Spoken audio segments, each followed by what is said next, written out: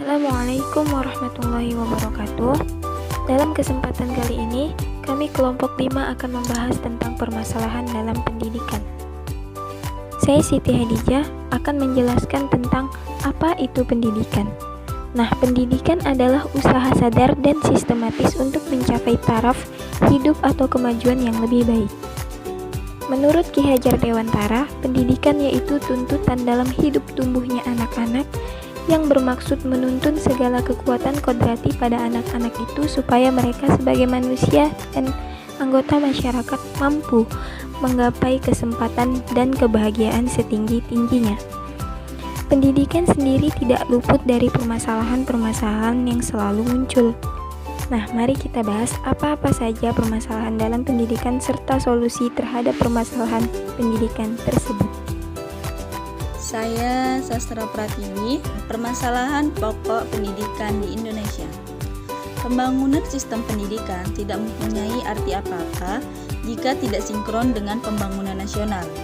Suatu permasalahan internal dalam pendidikan selalu ada kaitannya dengan masalah-masalah di luar sistem pendidikan itu sendiri. Pada dasarnya, ada dua masalah pokok yang dihadapi oleh dunia pendidikan di tanah air kita, yaitu pertama, bagaimana semua warga negara dapat menikmati kesempatan pendidikan. Yang kedua, bagaimana pendidikan dapat membekali peserta didik dengan keterampilan kerja yang mantap untuk dapat terjun ke dalam kancah kehidupan masyarakat.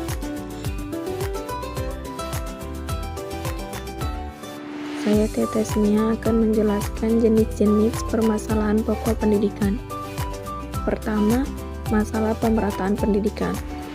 Pemerataan pendidikan adalah masalah bagaimana sistem pendidikan dapat menyediakan kesempatan yang seluas-luasnya kepada seluruh warga negara untuk memperoleh pendidikan, sehingga pendidikan itu menjadi wahana bagi pembangunan sumber daya manusia untuk menunjang pembangunan. Permasalahan pemerataan dapat terjadi karena kurang terorganisirnya koordinasi antara pemerintah pusat dengan pemerintah daerah, bahkan hingga daerah terpencil. Hal ini menyebabkan terputusnya komunikasi antara pemerintah pusat dengan daerah, sehingga menyebabkan kontrol pendidikan yang dilakukan pemerintah pusat dan daerah tidak menjangkau daerah-daerah terpencil. Jadi, hal ini akan mengakibatkan mayoritas penduduk Indonesia yang dalam usia sekolah tidak dapat mengenyam pelaksanaan pendidikan sebagaimana yang diharapkan. Saya Rizka Sekar akan melanjutkan materi mengenai pemecahan masalah pemerataan pendidikan menggunakan dua cara, yaitu cara konvensional dan cara inovatif. Cara konvensional adalah cara yang dilakukan berdasarkan kesepakatan umum yang telah disepakati. Contohnya, membangun gedung sekolah seperti SD Impres atau ruangan belajar. Lalu menggunakan gedung sekolah untuk double shift atau sistem berganti pagi dan sore. Cara yang kedua yaitu cara inovatif, yaitu cara yang dilakukan dengan cara yang baru, seperti sistem guru kunjung, SMP terbuka atau ISOSA, In School Out of School Approach. Lalu ada kejar paket A dan B, belajar jarak jauh seperti adanya universitas terbuka. Saya Suma Yolanda, masalah mutu pendidikan. Masalah mutu pendidikan juga mencakup masalah pemerataan mutu. Kondisi mutu pendidikan di seluruh tanah air menunjukkan bahwa di daerah pedesaan, utamanya di daerah terpencil lebih rendah daripada di daerah perkotaan.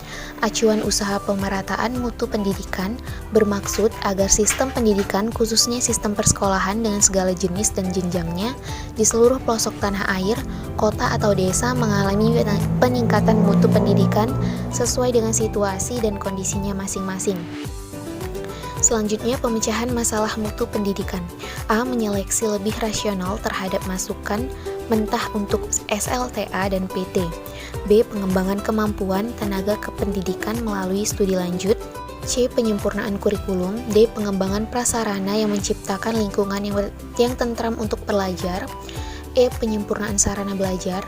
F. Peningkatan administrasi manajemen khususnya yang mengenai anggaran.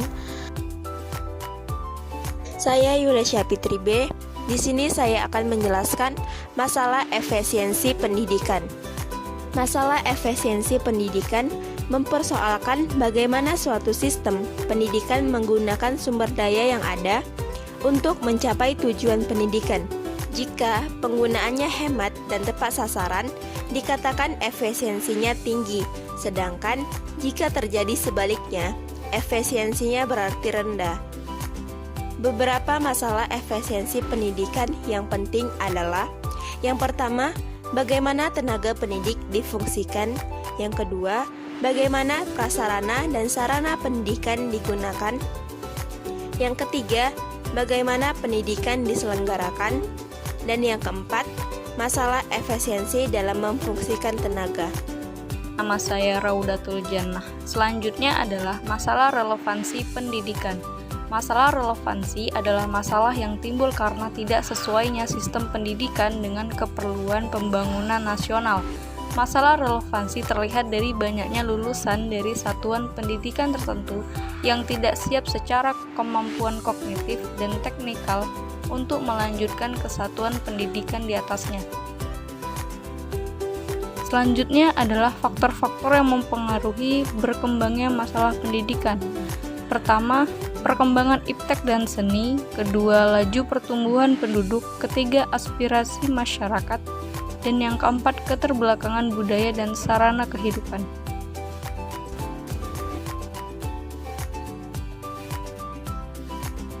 Sekian dari saya. Wassalamualaikum warahmatullahi wabarakatuh.